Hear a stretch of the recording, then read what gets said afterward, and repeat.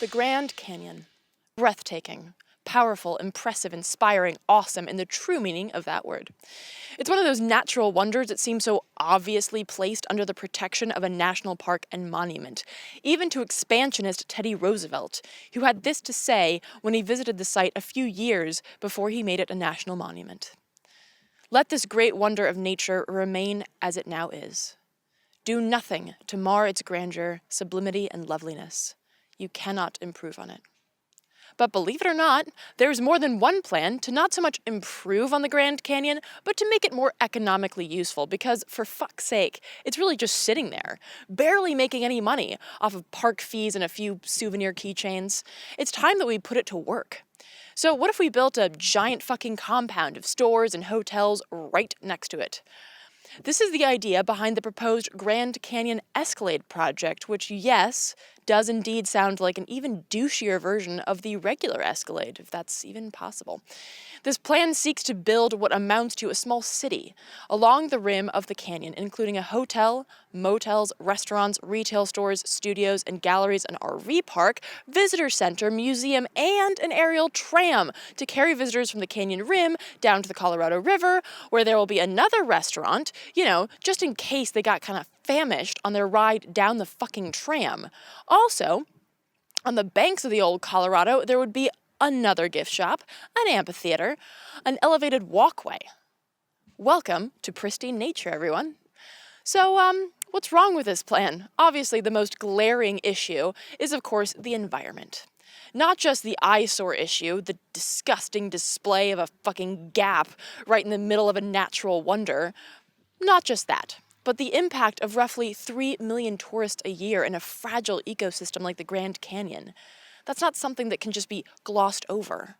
And on top of the issue of finding water for that extra 3 million people a year in a place that is experiencing the worst drought in over 100 years, there's apparently no mention of sewage treatment in the agreement with the Navajo Nation.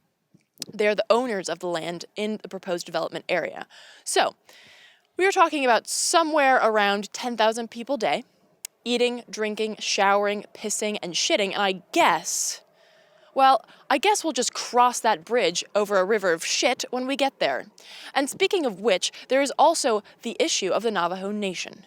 So a little backstory here. In 1966, Robert L. Bennett, the Commissioner of Indian Affairs, put a freeze on any development or even improvement to roughly 1 million acres of land due to a dispute of ownership between the Hopi and Navajo nations.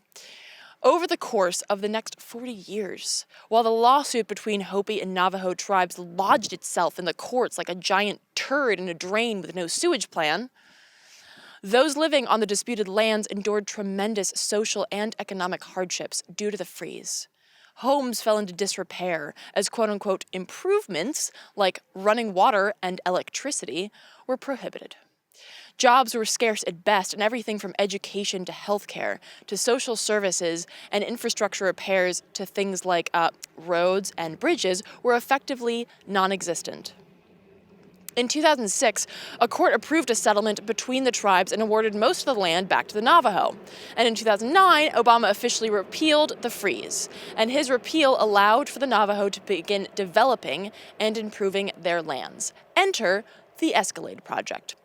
When Lamar Whitmer of Fulcrum Group and Confluence Partners LLC approached the Navajo Nation with this proposal, he knew exactly how to make the sell. Jobs, money, stability. For people who have been suffering under 40 years of joblessness and economic instability, roughly 2,000 jobs sounds pretty fucking good. And not even opponents to the plan will argue that point. Here is what they do argue. Hardly any of that money made off of this fucking monstrosity will go to the community it promises to help.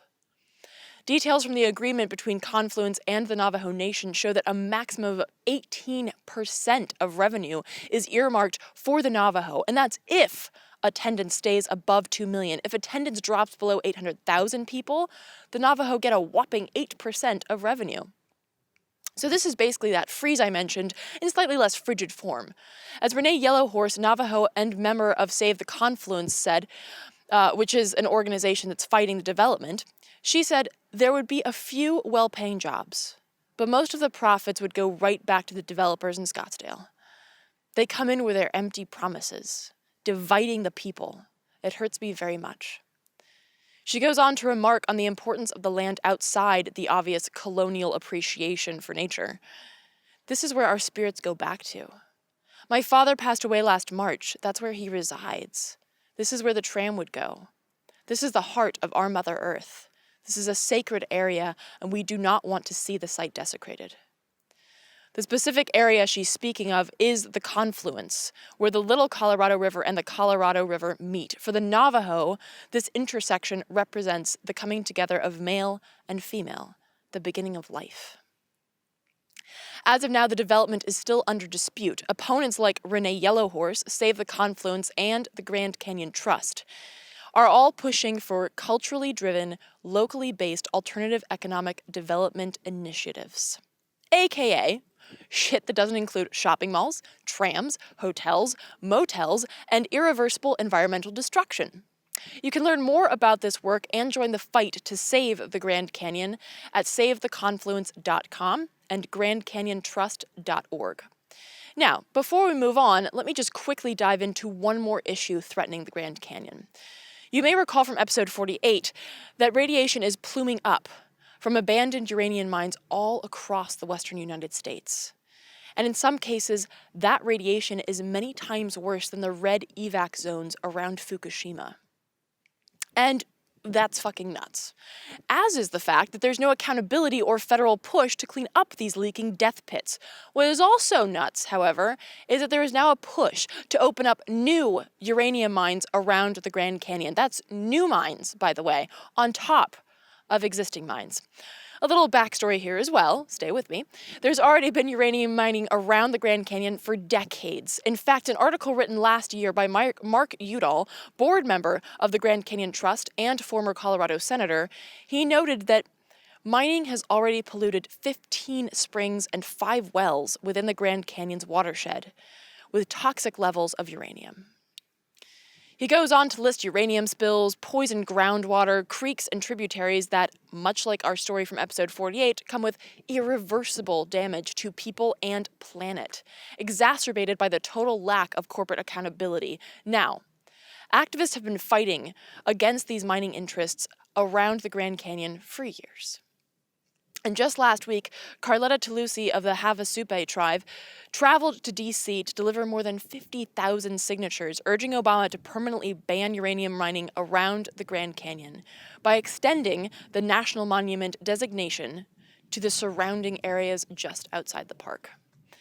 As usual, this is about corporate money versus people and planet. And if you watch this show, then you know that I'm far too realistic to think that Obama will just act on behalf of people and planet on his own accord.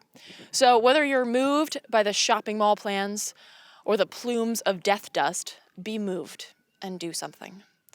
You can learn more about the issue of uranium mining by again visiting the Grand Canyon Trust or the Center for Biological Diversity. And the Center for Biological Diversity has a long list of other eco-actions that you can lend your voice to, so you can kind of diversify your activism.